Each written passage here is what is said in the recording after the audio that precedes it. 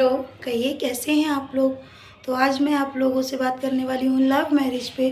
तो जो भी बच्चे लव मैरिज कर चुके हैं या करने वाले हैं तो वो समझ सकते हैं कि लव मैरिज में क्या क्या प्रॉब्लम आती हैं।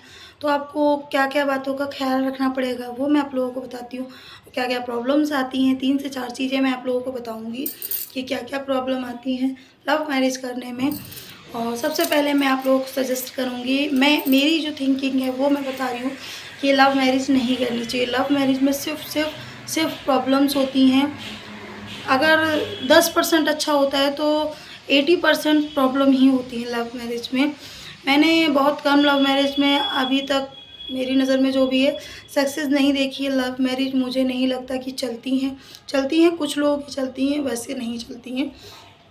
तो चलिए बात शुरू करते हैं कि क्या क्या प्रॉब्लम आती है लव मैरिज करने में। सबसे बड़ी प्रॉब्लम आती है पेरेंट्स को कन्विंस करना लव मैरिज करने के लिए, सबसे बड़ी। और दोनों के लिए ही ये प्रॉब्लम होती है, लड़के के लिए भी और लड़की के लिए भी, अपने पेरेंट्स को कन्विंस करना। क्योंकि ये बच्चे देखते हैं कि माँ बाप अपना पूरा वो करते हैं, डिसाइड करके रखे होते हैं।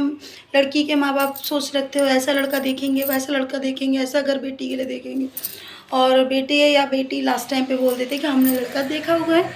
तो माँ बाप के सपने तोड़ने में, उनको कन्विंस करने में थोड़ी सी दिक्कत होती है।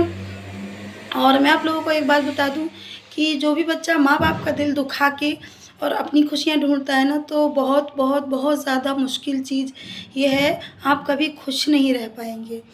और दूसरी चीज़ है जो प्रॉब्लम आती है, टेंशन। किसी भी तरीके से आपने अगर अपने पेरेंट्स को कन्विंस कर लिया ना, उसके बाद आपकी ज़िंदगी में प्यार और रिलैक्स कम होगा, आपकी ज़िंदगी में टेंशन ज़्यादा होगी। सबसे बड़ी टेंशन होगी कि लड़का कैसा है आपके पास। मतलब कहते हैं ना कि आपको कोई भी प्रॉब्लम हुई है ना, अरेंज मैरिज में अगर आपको कोई प्रॉब्लम होती है ना, तो आप फट से फ़ोन उठा के अपने माँ बाप को बोल सकते हो। आप उनके घर पहुँच सकते हो कि माँ मुझे ये प्रॉब्लम है, पापा मुझे ये प्रॉब्लम है। आपने क्या देखा, कैसे क्या देखा, सब कुछ जो भी आपको प्रॉब्लम है। लेकिन लव मैरिज में आपको प्रॉब्लम होती है ना, तो आप अपने माँ बाप को बोल नहीं सकते हो, वो सब कुछ आपको ही झेलना पड़ेगा।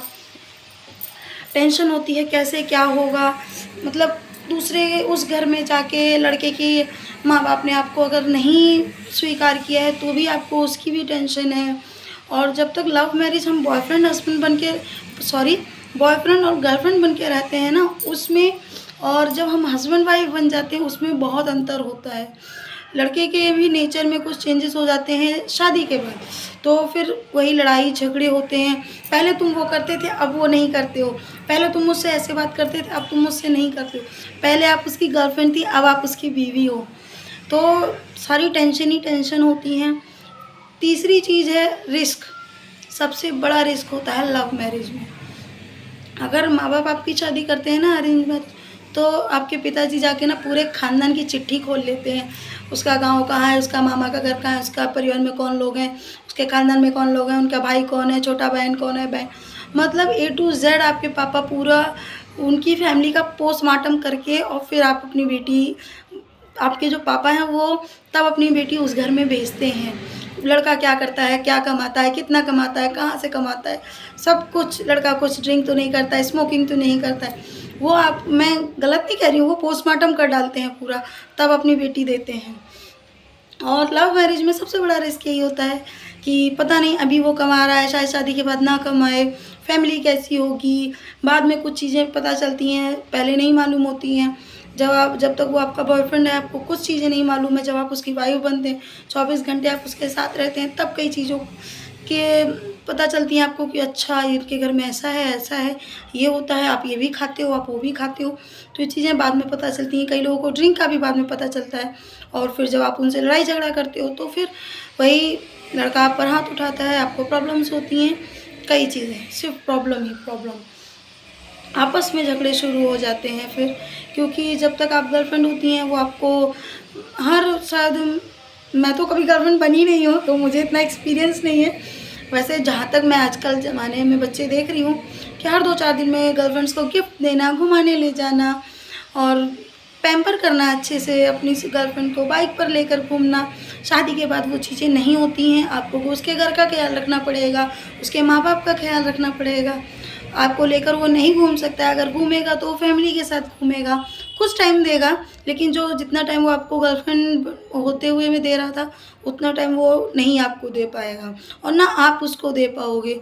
क्योंकि 50 जब तक आप गर्लफ्रेंड रहते हैं, आप घर से रेडी हुए जा रहे हैं जी हम मिलने के लिए, गार्डन में बैठे हैं, मिल रहे हैं, घूम रहे हैं, आइसक्रीम खा रहे हैं, लेकिन 50 जब हम बीवी बन के आप उसके घर में पहुँचोगे ना, आपको 50 काम करने पड़ेंगे। आपको ना अपने लिए फ़ुर्सत मिलने वाली है और ना उसके लिए।